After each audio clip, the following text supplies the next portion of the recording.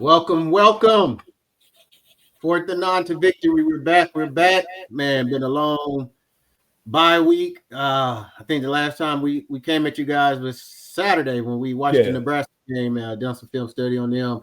Before we get started, just want to give a shout out to our boy Polly Walnuts. You know what I'm saying? During Lincoln's Riley presser today, he was able to get a question he sent in answer. So man, big shouts out to Polly, man. Make sure y'all check out his YouTube channel, Polly Wildnuts, calling the shots. Definitely a friend of the show, good guy, good buddy, have good content. But man, we're here. Oh, yeah. Was off last off weekend of the year. Gonna be a short week. We got a game on Friday at home. But this Saturday, we're on to Lincoln, Yeah. Nebraska to take on the Nebraska Cornhuskers. It's going to be a blackout game. They're supposed to have all black uniform. I don't know if it's just me, but it seems like every time we go on the road to somebody's house, something special going on. They they Oh, yeah. they choose. Hey, They yeah. say we're Hey, not relevant. They say they we're not put out all relevant, the but stops, man. They put out all the yeah, stops. they Either want it's us for the blackout homecoming, they game. got a blackout. Homecoming, They got a special people, tribute to a coach or something yeah, like that. Yeah. special teams getting retired, their best teams Right. from '97, Right. like Purdue. Yeah, they use the USC game, but it's all fine and dandy, man. So we definitely gonna get into this preview film study. So let's get it going. On to the first segment. Mama, there goes that man. Again, in this segment, we talk about an individual from the opponent. This week is Nebraska. Mm-hmm. That guy on their team that we have to stop. That we can't keep hearing their name, either it's their offensive player or defensive player, whoever. But we can't keep saying, "Mama, there goes that man again." We have to contain them if we want to be successful and win this game. And we also going to name our player that from USC that we need to be that guy, that we need that name to keep being called for us to be successful. So B, I'm gonna pass it over to you. First, start off with your Nebraska player, Mama. There goes that man, and then to your USC player. For me, Mama, there goes that man on the Nebraska squad. And I kind of like hate saying this, but it's a part of the show. But for me, it's Mr. Emmett Johnson, number 21, the running back. Currently has 837 yards on the season, 9 touchdowns off of 146 carries. So he's averaging about 5.7 yards per carry, which is what we always talk about. We need to stop the run, right? So Right. also with Mr. Johnson, he's a reliable receiver for Dylan Raiola. He's like fourth on the team with 31 receptions, 182 yards receiving with a touchdown. So for me, it's going to be Mr. Emmett Johnson, number 21, that running back. We have to contain him. We can't let him get off. Last week, as you stated, we had the live stream watch party when we previewed the Nebraska versus the Northwestern game. He kind of got off in that game itself. He had maybe like 127, 128 yards rushing last week. So they made a concerted effort to run the ball. I don't think anything is going to change this week. So we can't keep hearing that name, Mama, there goes that man, for Nebraska. Now, are we going to slide it straight to defense, right? Or are we going over to our squad? No. You just pick one player off their team. Now you got somebody off USC. Cool. Now for the good guys, I'm going to say the name we have to keep calling is a name that we've called before in the past, but he's been kind of out lately. And I want to say our number 21, Mr. Brian Jackson. Currently, he plays some in the Notre Dame game. We couldn't really get the run game going. We should have a little more success this week. Now, and he also played in the Michigan game. If you remember, came in at the halftime after we lost two of our top running backs. So I'm hoping he's 100% healthy. And if I'm Lincoln Riley, I'm looking at starting him as opposed to King Miller. I know King Miller has been a hot guy with the exception of last week. Again, we didn't have much success running the ball. And, but King Miller did an awesome job, a great job against Michigan. But for me, for my money, I want to get that player in there that has that pass blocking experience, that also has that running experience. And is a little more dependable out of the backfield. We saw him, especially in the Texas A&M game. If you recall, we played the bowl game. We played against the SEC defense, and right now Texas A&M is like number 3, 4 in the nation. Well, last season in the bowl game, Mr. Brian Jackson had his way with him. So for us, for the good guys, I want to say our number 21, Mr. Brian Jackson. Definitely, man. I'm not gonna overbeat it. We saying eye to eye today on that. So Mama, there goes that man for Nebraska. Same for me as Emmett Johnson. Not gonna go back through the stats. He did a great job on that. But he is leading the team in all-purpose yards, leading the team in rushing. He's top 10 in the nation in rushing right now. He's second, only behind Justice Haynes in the Big Ten in rushing. We want to win this game and win on the road. We can't that 5.7 yard average he has, it can't happen. It can't happen. Right, so for that, I'm gonna say for me, for Nebraska, same as Emmett Johnson, and for USC, the person name that we have to continue here, I'm with you. It's Brian Jackson. I thought we would do it last week. I still don't know how healthy he is, and maybe that's why. Maybe the toe is still giving him some problems. Yeah, maybe that's why. I thought we would start off with Brian Jackson, pound it, and bring Miller in once they soften up to hit him, with the big blow that change of pace. But I think for us to be successful, especially with Nebraska, I mean, both teams are red, right? Right. If you take the helmet off, their rush defense looks the same on both, right? Exact same, yeah, right. On both teams, the rush defense they're struggling in rush defense as well. So we definitely want to hit him with with Brian Jackson. So for me, I'm going to say Brian Jackson as well. All right, moving on. Our next segment. What are your USC keys to victory for us to win Saturday? What are our keys to success? Well, we always talk about stopping the run, right? Do whatever you got to do. Go in the gap, fall down, do something to stop the run. Plug up those holes. For me, of course, we want to come out in the 4-3. We want to stand. They may be deviating. It's coming Saturday. More so looking at the nickel. From what I've been hearing, Alex Graham has been getting a lot of time, a lot of reps in practice.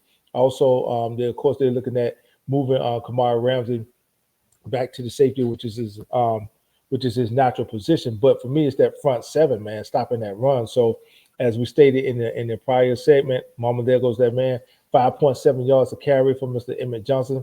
I look for them to come out running the ball.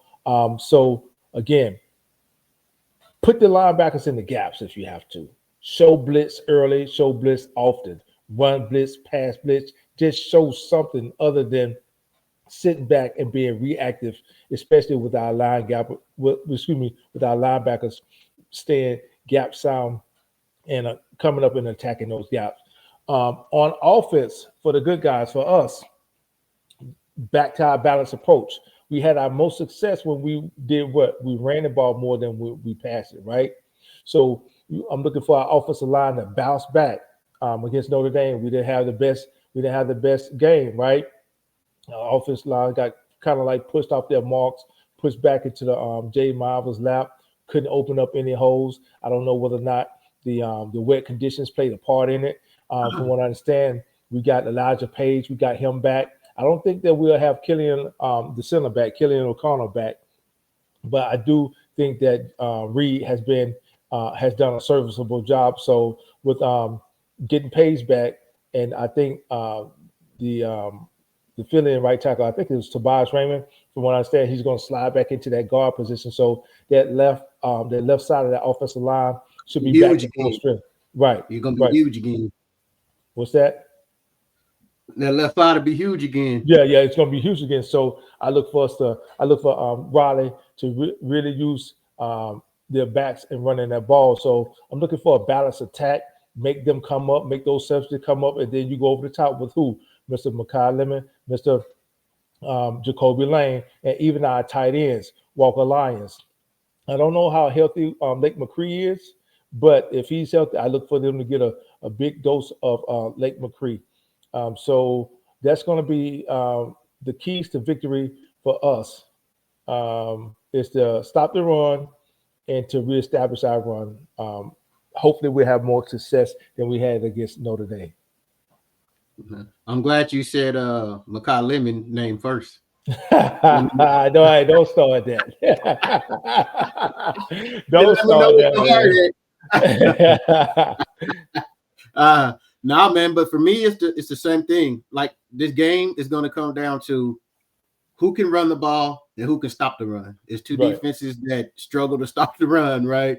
So it's going to come down to who can consistently run the ball and who can consistently stop the ball. So my keys of victory first is like, I feel like we're just on repeat. Like we can just play the same video from every week, right? Our key defense stop the run. But I'm going to change it. Okay. I'll be okay if you can contain the run this week. Just contain the run. 300 yards. Just don't give up 300 yards, huh? Man, just don't give up more than 150. God, you know what I'm saying? I mean, we're averaging giving up. I mean, it's ridiculous. But yeah, key to victory is stopping the run. Like I always say, offense help the defense stop the run. We've seen our remedy in these games where offense can go up 2 scores, right? Put the pressure on other teams. And I've been hearing that a lot, Chris, man. To your point, to your credit, about helping the defense out by going up 2 touchdowns. I've heard a lot of platforms repeat the same thing that you said, right? That I've been saying, right? Yes, you've been saying, right. But you and I, you kind of differ on that as far as when we talk about accountability, and we'll get into that another time, probably on Saturday. But some point, you have to be a complete team, right? You have to be accountable. And I've also heard you talk about complementary football. Right. To me, in my opinion, that's not complementary football. I understand that, and I'm not saying it's okay, and I'm not excusing it. I'm saying where our rush defense is, offense help them out. I'm not saying it's supposed to be this way or should be this way. Right. I definitely, I love complementary football, but I'm saying the keys to both all the games we won and the difference than the game we lost was offense was able to go up, double digits, put pressure on teams to where they couldn't run the ball. They had to pass. We was able to get some sacks. We better rushing the passer.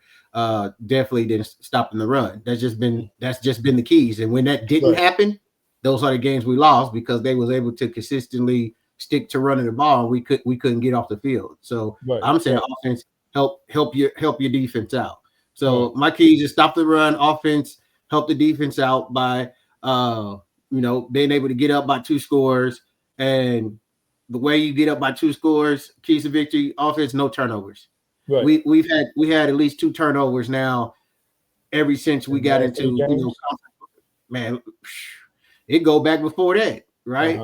We had it against Notre Dame, we had it against Michigan. It started around the Illinois game, right? We had it against Illinois, right? We had it before that. It was just 1, but now we're averaging 2. Right now, you know what I'm saying? Still, but when you're on the road, especially with the defensive struggles, offense hold on to the ball. Another way we can go up 2 scores, our key to victory is, like you said, O-line play like you did every game except Notre Dame. Right. Because like I said, this game is going to come down to who can run the ball, which team can run the ball, and which team can stop the ball. Stop the run. Right. That's what it is going to come down to. So key to victory, O-line play like you played every game except Notre Dame. Right. Open up some lanes, move some people. Let's get this run game going. Everyone has been able to run on them. Don't be the team that's not the team that can run on them, right? But lastly, my key to victory is going to be special teams. This is what I mean. Their kickoff return leads to the country in kickoff return. Kenneth Williams, he's averaging 34.7 yards a return. His longest is a 95-yard touchdown kickoff return. We've seen it against Notre Dame. What happens when we don't kick it out the end zone? So special teams got to make sure they sold up. We can't give them an easy score like we did at Notre Dame. Give them 7 points. If they don't score, make them Make them drive Yeah, the field. Right. make them go down the field. So those are my keys to victory. Stop the run, offense get ahead, no turnovers, O-line come to play. Make sure we sold up on special teams. Let's kick off. That's punt, not getting no penalties when we can get off the yard like we did in a couple games. Field goal kicker, I'm not worried about it. Man, that kid has been rock solid. But it's going to be cold. It's going to be night game. Just making sure we sold up on special teams, especially that kickoff return. It's that time. Oh yeah. Time to get into our down segment. All right. First down. Your scouting report on Nebraska's offense and how USC should attack them on defense. Well, for me, USC should attack them by what? Well, we talked about this entire time, filling the gaps and stopping the run. So far in the season, Nebraska has given up 26 sacks. The quarterback has been sacked 26 times, which means that you want to do what?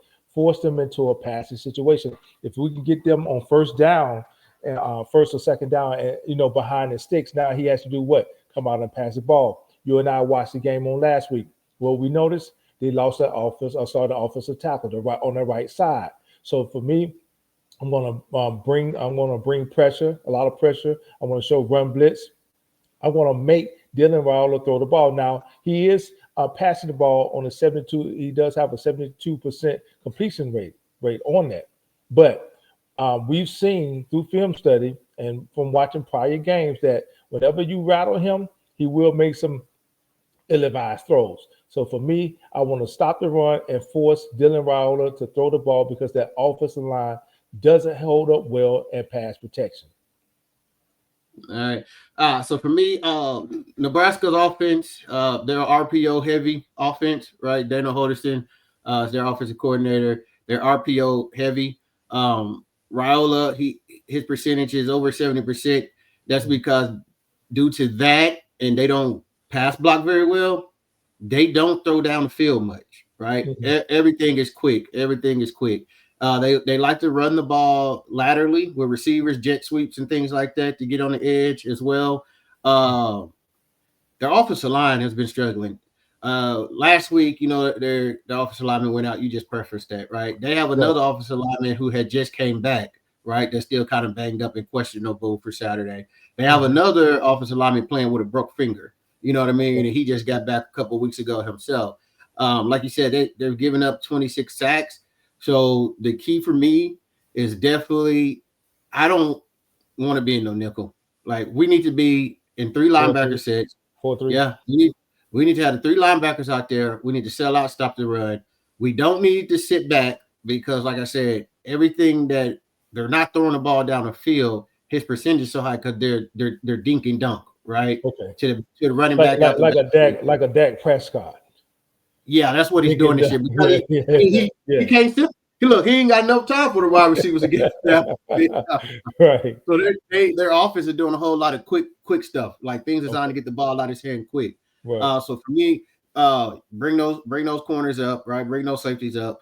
And I say that because even if they throw it over our head, invite them to throw it over our head. Yeah. Here's the thing with that, Chris. When you bring up the corners, a lot of people don't understand. When you bring up the corners and you bump them at the line, it throws off those timing routes for short passes. Mm-hmm. So even if you're showing pressure and you're dropping people back into a zone, those quarterbacks expect for those receivers to be in a certain spot at a certain time when they drop back and that back foot hits, whether it's the third on the third step or on the 5th step. They expect for that receiver be in that spot. So that's what they're throwing it to. So you see a lot of times you wonder why a quarterback throws it to a certain spot and a defensive lineman a linebacker or a safety is right there and it's like he didn't see him. That's because he expected for that receiver to be right there. So we need to play physical on the outside.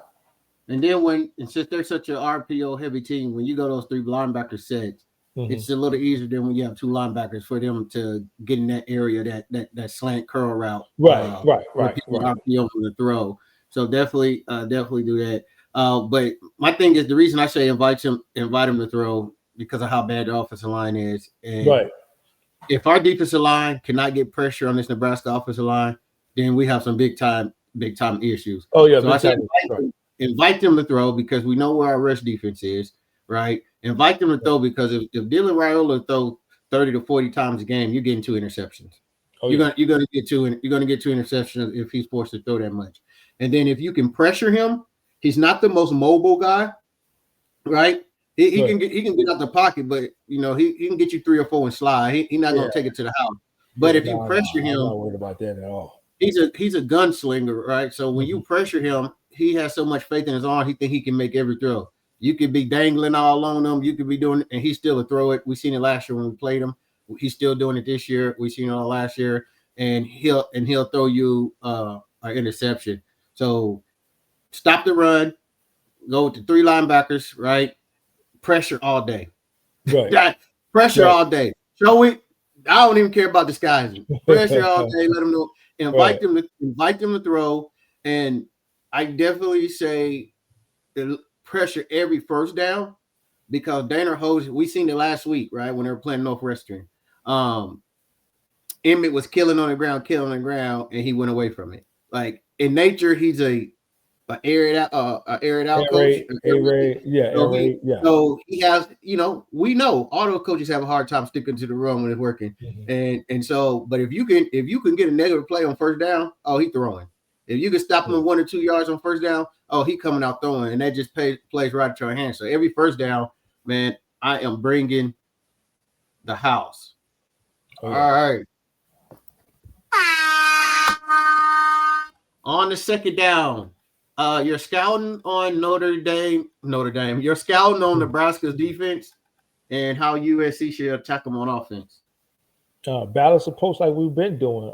Again, when we played Notre Dame, we didn't have the best running game. As a matter of fact, our running game was pretty much non-existent. But Nebraska didn't have the strong front that Notre Dame has. Notre Dame was able to get pressure with 4 players. I don't think it'll be that same way with Nebraska.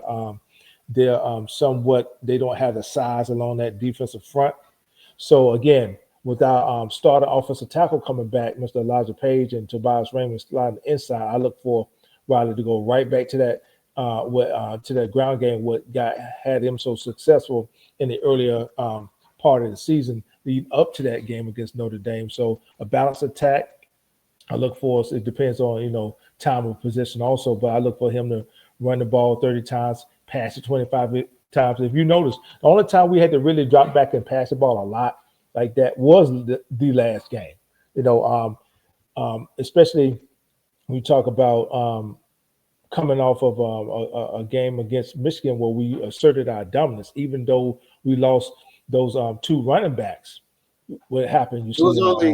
It was only 2 games this year where we ended up throwing the ball more than we ran, and that was Illinois and Notre Dame. Right, we were behind. Both losses because both of them was losses, but because the ground game wasn't. The ground game had really been working, and you know what I think it is, Chris? I think it's more so of the reason why another part of our reason why our ground game has really been working is, people study Lincoln Riley study SC just like we study other teams, right?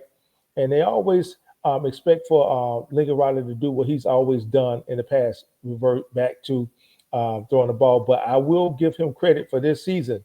He has really made it a concerted effort to really run the ball. So I figure, in my opinion, once we get our offensive line back solidified, we get those injured guys back, we get that size back on the left side of the ball, I think it's going to go right back to business as usual, running the ball. So, again, run that ball with Mr. Jackson and King Miller, force those safeties to come up close to the line to stop the run, and we go right back over their head. Now, I do expect for them to double up on Makai Lemon. I do expect for them to do that, which is going to leave somebody one-on-one coverage open, either our tight ends wide open, with nobody covering them. So I expect for the same thing to happen, the same formula Lincoln Riley had so much success with in the first part of the season.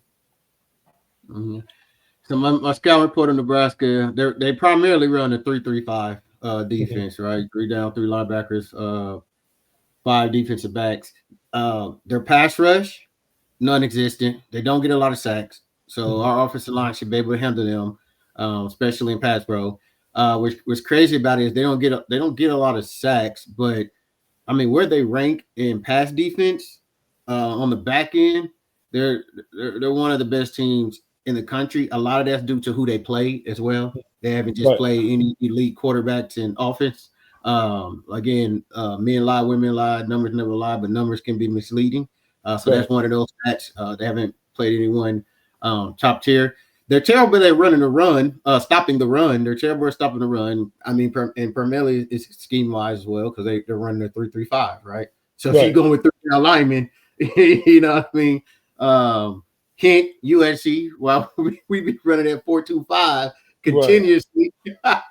Well, here's the thing, Chris. If you run a 3-3-5, that means that your offensive lineman are able to get to the second level and block those linebackers. So They'll again, run a 3-3-5, but it's really a 4-man look still. but Because they'll I bring get what you're somebody. saying. I get what you're saying. But even if you're showing a 3-3-5, your offensive linemen are able to get to the second level and block those linebackers, opening up a hole. I don't think that they'll come. Well, they may come out in 3-3-5, but when you got a speedster like a King Miller, it may not be wise Well, to do that. here's the issue. That's one reason they might be for the speed. But the problem with the 3-3-5 is that even though you're showing a 4-man front, you have Mhm. an undersized, you have a linebacker up there on the line, which is undersized, right? Right, So right, that's the problem with that. And since they do run a 3-3-5, the way I attack them is, man, excuse me, I think we should run, what we run. Go with right, 12 man. A lot of two right, tight ends, right? Their linebackers are no match for our two tight ends, right? And right. then even while they're in that 3-3-5, we can run the ball on them, run them out of it. They're bad at stopping the Right.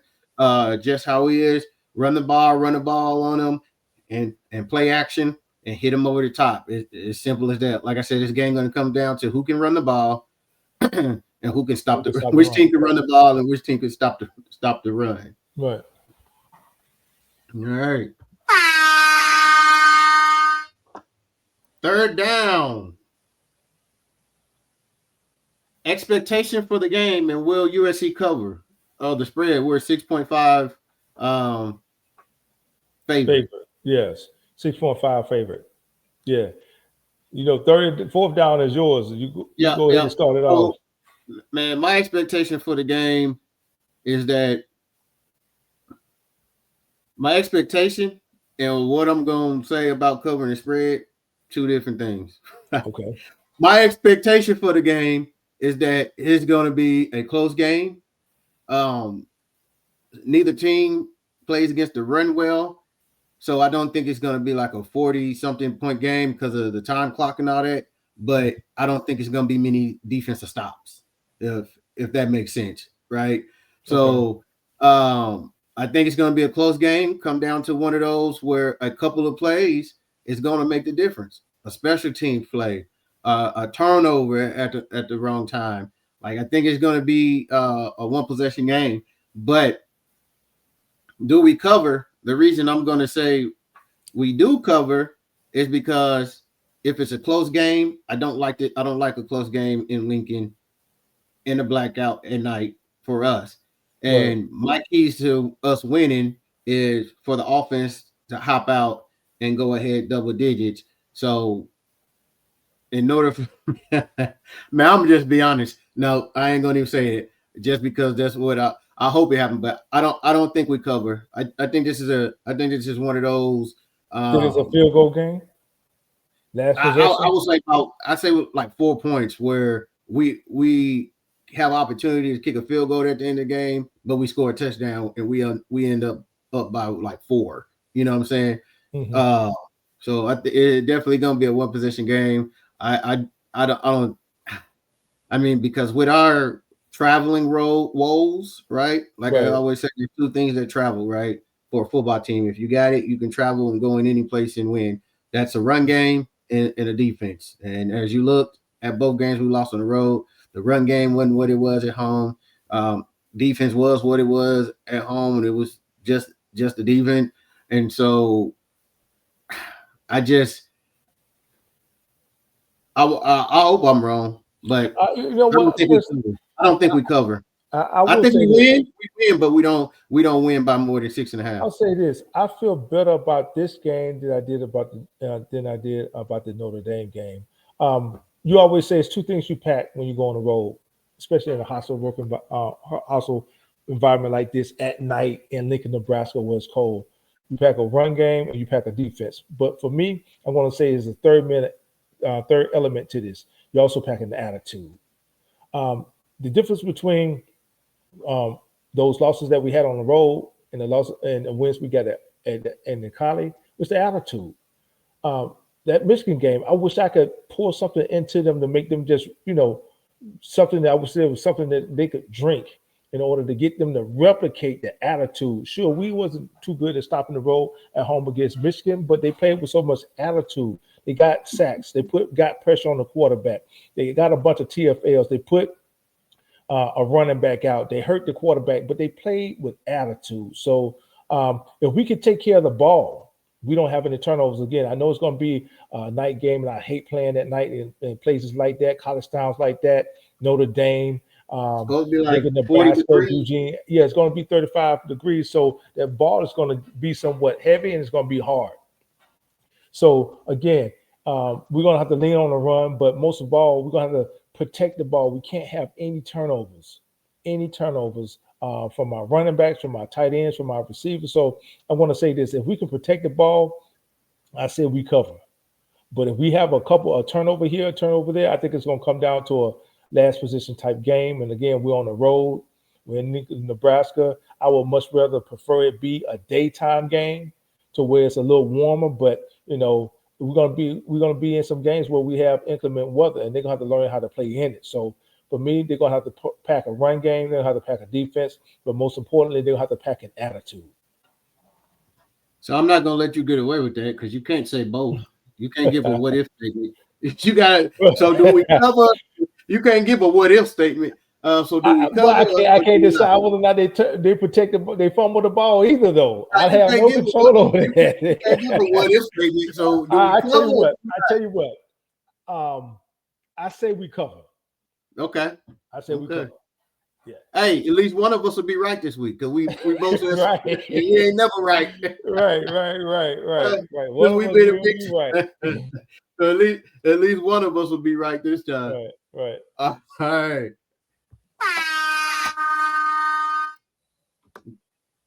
Y'all be jinxed thought he was slick. Try to hit me with a what if statement. I can't let you get away with that. Right.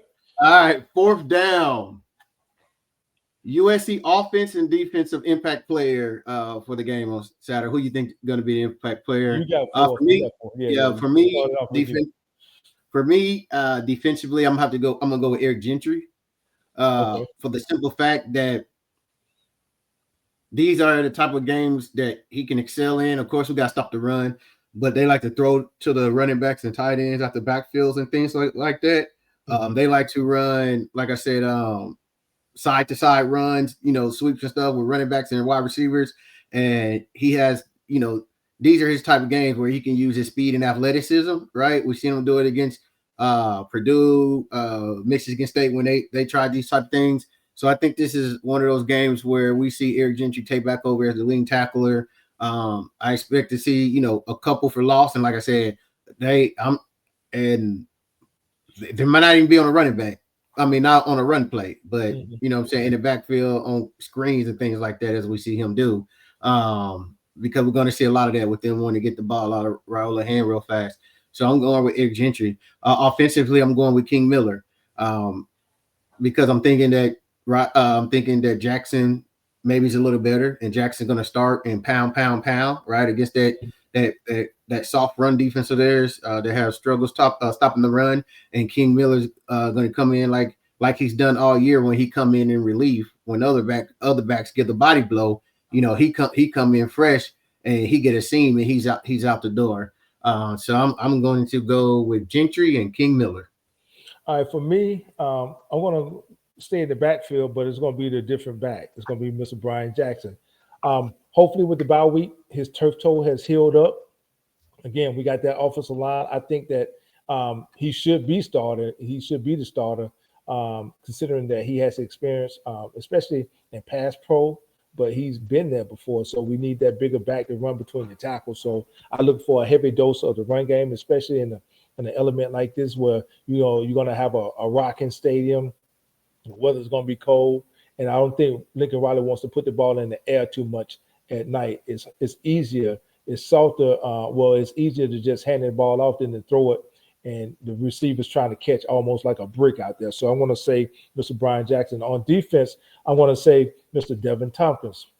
I look for him to have a great to be the impact player on defense. I look for him to get a lot of pressure in the backfield, like you said. I don't think that Nebraska has the best offensive line. I know they don't in pass pro, but I look for them to really try to run the ball. But when they do run the ball, it's going to be between the tackles. I expect for our defensive ends to hold up and contain outside leverage, giving pretty much leaving those D tackles one-on-one. And I think that Devin Tompkins is going to be the X factor in this game as far as getting maybe a couple tackle for losses or maybe even a sack or two. Got you. All right. Got a little overtime for you. Okay. And guys, for we know beforehand our down questions, all that, but overtime I throw in BB going off the fly because you see how he's okay. So, Right. I'm hitting them on the whim with the overtime. All right. Over under. USC offense over under 1.5 turnovers. Over under 1.5 USC defense turnovers. Takeaways. So Yep. On the offense, over under 1.5. Will USC offense have over 1.5 turnovers this game? Yeah. I got that. Cold weather, been out for a week. I'm going to say over 1.5 turnovers. USC offense will have over 1.5 turnovers. But at the same point, I want to say USC defense has over 1.5 takeaways, which will neutralize it. It'll cancel each other out. So I'm going to say over on both. I'm saying over on both. Like I said, last 3 or 4 games we've been averaging 2 turnovers. We don't need to. Right. we don't need to. But Right. until I see otherwise, I would take the over that we'll have 2 turnovers. And with Raiola and his tendencies to trust his arm a lot and throw into tight situations, and if you pressure him, get his clock going real fast, he'll throw into some coverages. So I'm gonna say I think both teams have 2 turnovers and watch each other out. All right.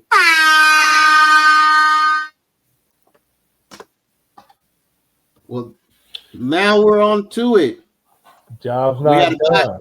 We had a bye last week, so you guys didn't get it. You missed it. But in this segment, this is the solo segment, man. Going into the Michigan game, he gave a pep talk of what he would say to the team, and it was based around do something, right? And they went out and they did something, and so we decided that we're going to keep this going every time we do our film study. So I'm going to pass it over to you, B. Your pep talk for the team for this week going into Nebraska. Right, going into that Michigan game, I think that was coming off of that Illinois loss, and we had that bye week.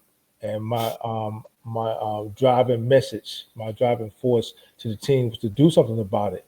Well, again, we're pretty much in the same situation as we was coming off of that Illinois loss. We're coming off a Notre Dame loss, and we have a bye, except for this time we're on the road. And we all know how we haven't had much success on the road, but I believe in these players, okay? And my message is going to be the same. Do something about it. You have a chance right now to redeem yourself. That perception of the national media, the AP polls, the other pundits, the platforms, none of that matters right now.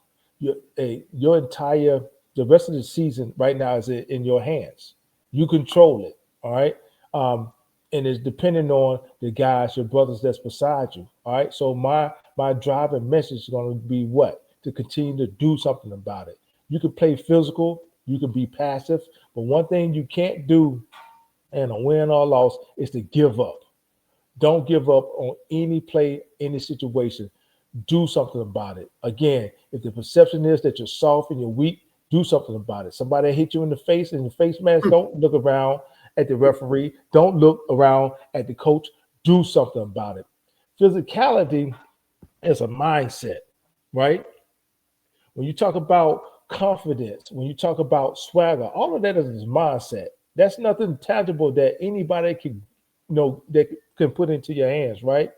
That's something that you got to have from within. All right.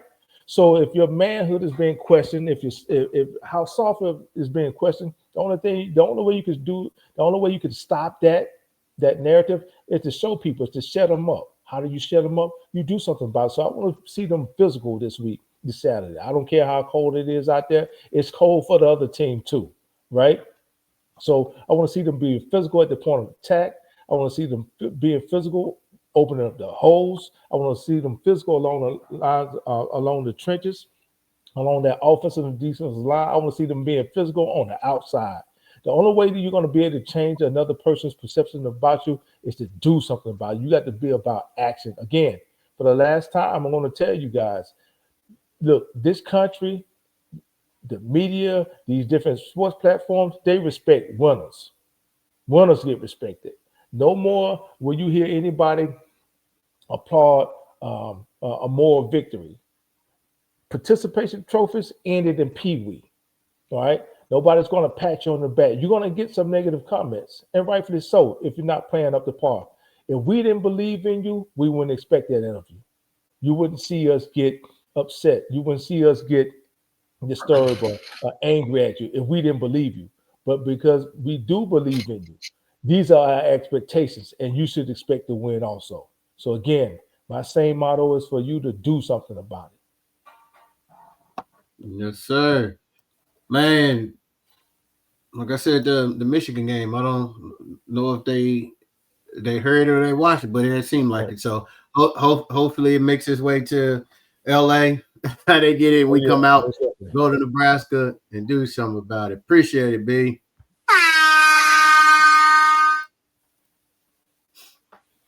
All right. And that concludes our show for today. Just a reminder, Saturday, we will be live as always, breaking down the game. Me and B will be here. We'll have the call in for you guys to comment, call in, share what you see in the game as we watch the game live and break the game down. The game started at 6:30 Central. It's on FS1, right? Right, I FSB, believe what so. do they I call believe it now? so. I believe it is Yeah. on FS1. Yeah, FS1, FSB. I can't remember what it's called now. But yep, so we'll be here at 6 o'clock, getting ready to go for the game, 6:30. We still will be here. We'll be live the whole game, breaking down the game, interacting with you guys, reading your comments, taking your phone calls. Man, we appreciate everyone stopping by. We have a good time every week. There's new people joining, calling in, sharing their input. A lot of times we have special guests. Carter hop up. B. Jones, Polly Walnuts, Yeah. Preston, Raul. Raul. Yeah, well, they call in, man, and so you'll be able to get different perspective from a lot of different people as far as what you're seeing in the game. But we'll be here breaking it down as we always do. Again, we'll be It's going it's gonna be on NBC. It's gonna be on NBC. NBC. Yeah, it's Okay, gonna be on okay. NBC. So it's gonna be on NBC. Kickoff 6:30. This Saturday we'll be on at 6. Going live. So make sure you hit that bell notification so you can see when we go live. Like, share, comment, subscribe. Keep it going. This is our first year. Yeah. We started the first game of the year and been going since, man. So we appreciate everyone who subscribed and follow as we continue to grow this channel. Man, we just want to say thank you. And B, I'm gonna pass it to you before we get on out of here. Well, you summed it up everything, Chris. Again, we'll be on at 6 p.m. Central Standard Time. The game will be on NBC. We'll give our opening game preview like we always do. Probably even a quick injury report. Who's going to be playing, who's not. But again, we appreciate the support as we continue to grow this channel, like you said. As always, though, continue to like, share, subscribe, hit that bell for notifications when we drop more content during the week, when we always do our game grades, position grades, and the recap. And again, as Chris stated, continue to support the channel.